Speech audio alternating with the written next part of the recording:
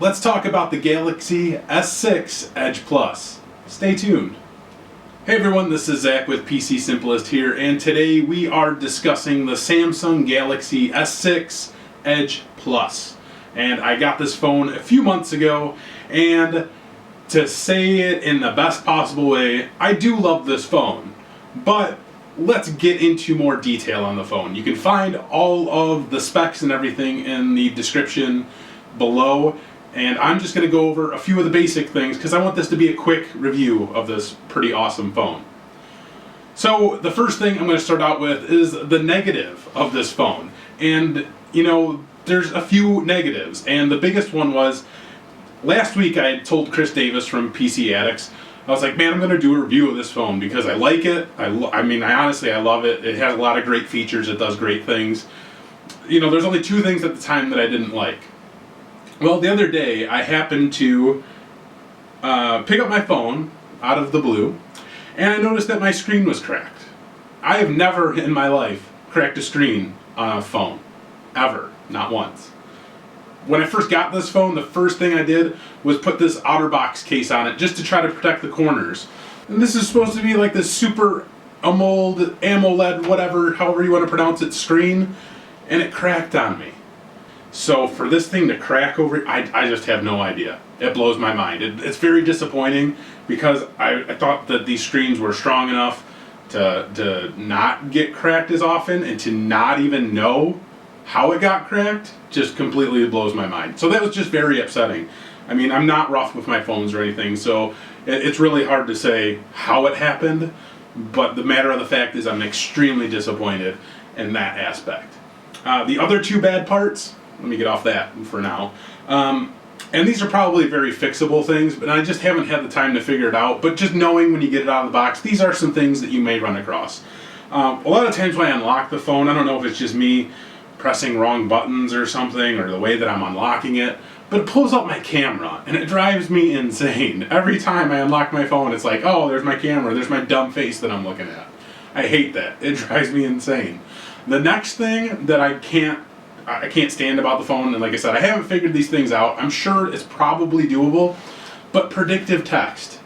I will be like typing up a text message, and it'll start shooting out like email addresses of people. And it's like, why when I'm typing out like LOL, it's gonna shoot like somebody's email address in there? Like, that makes no sense to me. Like, it just drives me nuts because I'm just typing in somebody's name, and then it'll auto-predict will come up somebody's email address. It's like, no, get out of here. I don't want that. Maybe you guys know how to fix that, and if you do, leave a comment below. I just haven't had the time to look. So now I've kind of got away from the bad things about the phone. What about the good things? I just dropped it. What do you know? It's fine though. No more cracks. Anyway, the good things about the phone, I have the screen, my cheat screen up here, right? Well, it does have a 5.7 inch display on it, and the display on this thing is absolutely stunning. Like, I could not believe it when I turned this phone on and I pulled up a video, and how crisp and perfect it looked. It looked so awesome on here. I've never seen a phone have a display that looked so good and crisp. And it is really, really cool because, it does have this curved display. So even the videos and stuff that you're watching, those also kind of, go with that curved display that's on there. And I don't know if you can see on the video on this, especially with this case on, but the screen is definitely curved, and it's really cool. It's really cool to, just the feel of it. It's so smooth and just like glides with your fingers. It's really nice. I don't really use the edge feature, which, if you kind of, I don't know if you're gonna be able to see this really well, but if you kind of come out from the side here, you have some edge features here of different things, just quick access stuff. I don't really use that, to be honest with you. I just kind of like the way that the phone looks. It's cool. I'm not a huge smartphone person or a phone person. Like, I'm not totally geeked out about phone things, and I don't get super excited about things. My main requirements for a phone, I just want it to work. I want it to work, I want it to have a good camera, and I want it to take good video. And I've actually shot a lot of my videos for PC Simplest with this phone right here. And they look stunning, like they look great. when I get them into my editing program, I just got a new editing program, but my old editing program, like it would take the quality down a little bit, but the video is awesome. The pictures are absolutely amazing. I mean, it's a 16 megapixel camera. Dude, totally awesome. I mean, honestly, one of the best cameras I've ever seen. And the front-facing camera is just as good. I've never seen a front-facing camera look that good. And it's perfect for all your selfies, right? Honestly, it really is. The next thing that I can kind of talk about, 4 gig of RAM. This thing is a powerhouse for sure. Like, I have not had any issues with this phone at all, running any type of application, any type of game, multitasking, doing anything at all. There has been no issues with this phone at all. It runs flawlessly. And of course, the next thing you're going to ask, how is the battery life? It's a smartphone. It depends on how much you use it. Do you use it all the time? Are you always, transferring data back and forth? Are you always trying to find a data network? Do you have some kind of Bluetooth device hooked up to your phone?